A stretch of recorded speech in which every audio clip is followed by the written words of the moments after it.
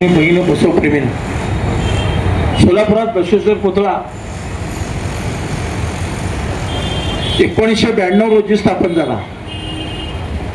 त्यावेळी मुनाळे साहेब महापौर असते, मुनाळे साहेबांच्या कारकिर्दीत हा पुतळा बसवण्यात आला आणि ज्या दिवशी पुतळा बसला त्या वर्षापासून मध्यवर्ती बसवेश्वर महामंडळाने सुरुवातीपासून 92 पासून आज तागायत मध्यवर्तीची मिरवणूक बसवेश्वरचं जे काय आहे कॅलेंडर छापणे आपले शासनाने ज्या दिवशी मान्यता दिली की अक्षय तृतीयेच्या दिवशी सगळ्या सरकारी ऑफिसमध्ये बसव जयंती साजरी करण्यात यावी।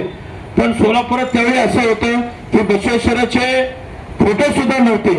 ह्याला आमचे डॉक्टर साहेब घटोळे साक्षीदार आहेत। त्यावेळी आम्ही 2000 कॅलेंडर छापून बसवेश्वर पुतळ्याचे कॅलेंडर छापून प्रत्येक ऑफिसला प्रत्येकाला कॅलेंडर फोटो काचला वगैरे लावून आम्ही दिलं। तोपर्यंत आज तक त्याच्यानंतर अनेक संघटना आता त्याच्यानंतर तयार झाले। आनंदाची गोष्ट आहे, वेगळ्या माध्यमातून वेगवेगळ्या तरुणातून, कारण एकाच व्यासपीठावर सगळे कार्यकर्ते जमत नसतील, पण वेगळ्या क्षेत्रातून वेगळ्या माध्यमातून कार्य होते असा आनंद आहे। सर्वप्रथम आजची जी मीटिंग बोलवली त्यांचं मी अभिनंदन करतो। निदान त्याला वाचा तरी त्यांनी फोडले। 1992 नंतर आज त्या पुतळ्याचं वेगवेगळ्या प्रकारे निधी मिळाला, कधी झाडं लावायला मिळालं, कधी कंपाऊंड गेल्या माजी नगरसेवक जगदीश पाटलाने दगडी भिंत काढण्यासाठी निधी आणली, परत ते प्लॅन बदललं।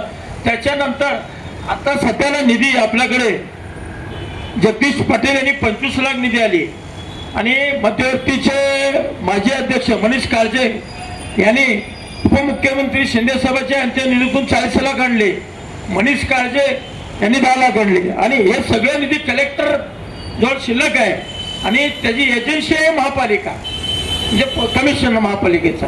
तर आपल्याला हे जे ताकद लावावं लागणार आहे, ही ताकद एकदा आपण महापालिकेला धडकू, ते एजन्सीकडे धडकू आणि त्यासाठी थांबलं एक शिष्टमंडळ भेटून त्यांना बोलू, मोठ्या प्रमाणावर एक मोर्चा काढू आपण त्या महापालिकेवर आणि त्या मोर्चाच्या रूपाने एक शिष्टमंडळ की बाबा निधी आहे पडून सगळं आहे, पण तुम्ही काम का करत नाही, मग जाब कुठं विचारलं पाहिजे, एजन्सीलाच विचारलं पाहिजे। तर एजन्सीकडे जर गेलं, आता शीर्षल बनशेट्टी म्हणले की समाजाची एक मीटिंग घेऊ आपण मोर्चा काढायच्या अगोदर, सगळ्या घटकाला बोलवा।